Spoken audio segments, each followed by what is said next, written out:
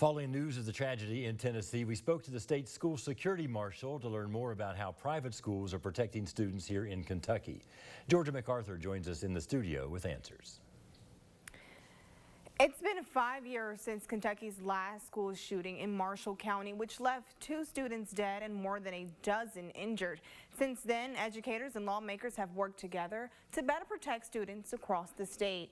Nearly every school in the Commonwealth now follows the School Safety and Resiliency Act. The legislation passed in 2019 requires public schools to meet specific guidelines regarding school safety.